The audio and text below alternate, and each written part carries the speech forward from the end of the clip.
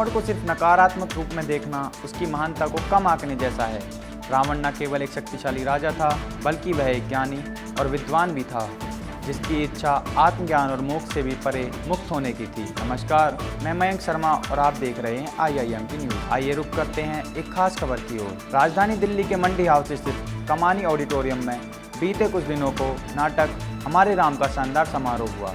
इस समारोह में अभिनेता आशुतोष राणा ने रावण की भूमिका को निभाया।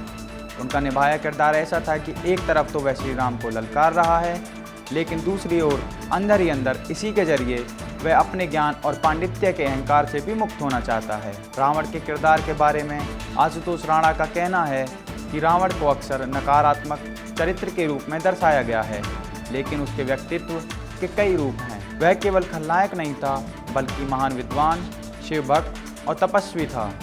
उसके अंदर नकारात्मकता अहंकार और वासनाओं से आई थी, लेकिन उसके अंदर भी ज्ञान और सच्चाई की तलाश थी। नाटक के समापन के बाद आशुतोष राणा ने रावण के चरित्र की गहराई को दर्शाया।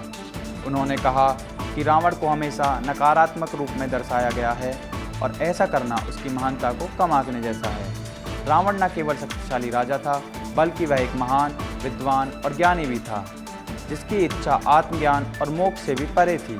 वह मुक्ति चाहता था। रावण की सकारात्मकता पर बात करते हुए राणा ने कहा कि रावण के भीतर भी एक महान और ज्ञानी व्यक्ति बसा हुआ था, लेकिन उसके अहंकार के कारण उसके अस्तित्व पर धूल की परत आ गई थी।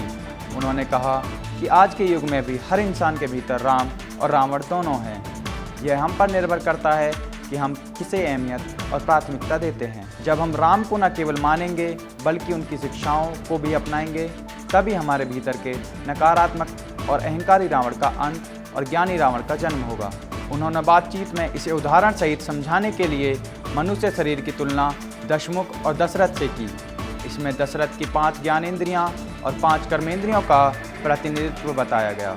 इसमें दशरथ को 5 ज्ञानेंद्रियों और 5 कर्मेंद्रियों का प्रतिनिधित्व बताया गया। वहीं रावण को दशमुख के रूप में चित्रित किया गया, जो इस इंद्रियों और इच्छाओं का प्रतीक है। नाटक के अनुसार रावण के दशमुख होने का अर्थ है कि वह मनुष्य की इच्छाओं और वासनाओं का प्रतिनिधित्व करता है। जब मनुष्य अपनी इच्छाओं और वासनाओं पर नियंत्रण पा लेता है, तभी वह राम, जो सत्य, मर्यादा और धर्म के प्रतीक हैं, उन्हें अपने भीतर स्थान देता है और आत्मा विजय की ओर बढ़ती है। ये थी आज की एक खास खबर। ऐसे ही खास खबरों को जानने के लिए देखते रहिए IIMT न्यूज़।